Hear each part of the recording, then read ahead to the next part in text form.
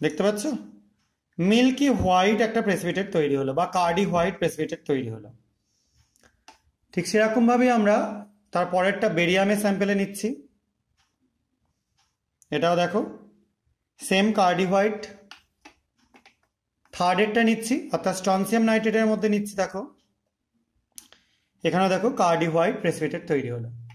এই তিনটেতেই তৈরি হলো কার্ডি হোয়াইট প্রেসিপিটেট। এবং লাস্টের যেটা ছিল ম্যাগনেসিয়াম, তার মধ্যে আমরা যোগ করে দেবো disodium hydrogen phosphate Na2HPO4 solution. এটা যোগ করবার পর দেখো কি হয়। দেখো এটাও টার্বিড হয়ে যাচ্ছে এবং ভেতরে একটা সুন্দর কাঁচের মতো ছোট ছোট ক্রিস্টাল তৈরি হচ্ছে। এটা তোমাদের হয়তো ক্যামেরায় দেখানো সম্ভব না, কারণ আমার ফোনে ক্যামেরা কোয়ালিটি অতটা ভালো না, ঠিক আছে।